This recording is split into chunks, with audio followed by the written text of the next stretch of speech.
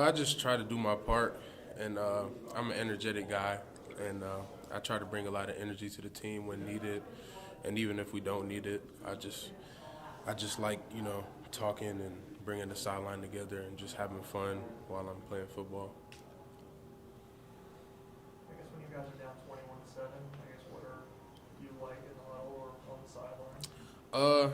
I had a smile on my face because I knew we were just losing to self-inflicted wounds, and I knew we were gonna win. I had no doubt in my mind the type of guys we got on the team and the experience, and this is one of those games that made us come together even more and just tell everybody tighten up and let's get the job done. And in the fourth quarter, that's when we finish, and we finished the game out pretty strong. I wish we'd have played like that the whole game, but just some games just start off slow and finish fast.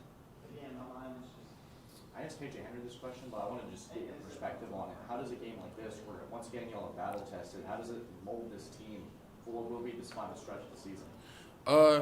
We've been in so many tough games. This game is probably one of the toughest. Just Syracuse is a great team, and it just showed us that we can win down some touchdowns at home. This team is battle tested. We won in overtime on the road against a good Wake Forest, and now trailing at home to a good Syracuse. It just showed us the ability we have to pull off some crazy wins, and it just shows the type of chemistry this team has. I guess when you talk about trying to put a whole four quarters together, and what's missing? I mean, what do you guys do to make that happen, do you think? Probably just tighten up the little things. It's just little things that hurt us. It's nothing big. We pretty much beat ourselves the first two quarters, and just once we put complete four quarters together on all levels, special teams, defense, offense, it'll be real scary. So I'm hoping y'all will get to see that soon. Do you think that all has anything to do with some of the guys that have been in and out? Obviously, Barrett's out last week, who was out for weeks, comes back in. Brzee. I mean, do you think it has anything to do with the shifting pieces? Not really. I really don't know what it is, but we just started off a little slow, and this game taught us a valuable lesson. Just don't take winning for granted because it's hard. It's really hard to win, and so we celebrate the victories, and we'll talk about it. Talk about everything we did wrong today, and move on for it, and look forward to next week. Next week. KJ said he thought some of it was mental, and guys maybe being scared to make mistakes instead of just being in attack mode. Do you sense that and trusting preparation leading up to games? Maybe sometimes, just the crowd was so – I couldn't even hear Trotter out there talking to me. The crowd was so loud, and I think sometimes maybe it might be a little nerves, but, I mean, we prepared real good this week. Guys were flying around, and not that I saw, but, I mean, it might be the case. I can't read mine, so. You block the pass. How do you relate your basketball skills to finding a block? I want to toot my own horn again, but I'm LeBron James, and it just anytime I see a ball thrown, it kind of makes me get into basketball mode, and I just match the quarterback's hand and I try to bat the ball down. Do you block a lot of shots in basketball? Yeah, I blocked so many shots. LeBron James. Finding the ball and yeah, it's pretty easy. Yeah, once I get my hands up, and it just translates to the football field. Just basketball just translates to the football field. So that's pretty easy for me. In comparison to last season, how does it feel to be 8-0 and the only team left undefeated in the ACC? It feels real good. Last year we were sitting here 4-3 or something like that, and it just shows how hard it is to win.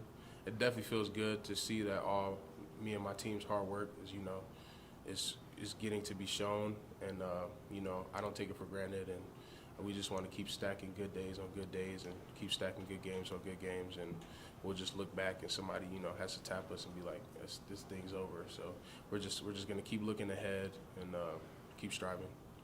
What's been your assessment of the D-line's performance relative to maybe what you expected with this group coming into the season? I think it's pretty good.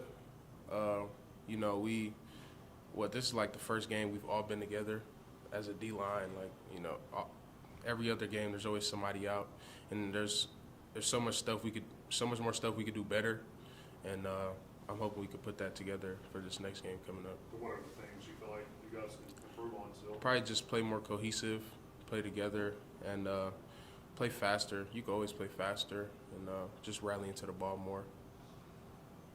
What have you seen in the involvement of Wes Goodwin? How's he changed during the year? Wes is great. He's one of my favorite guys, man. Him and Coach Eason, they work together real good. And Wes is, to me, he's a player's coach.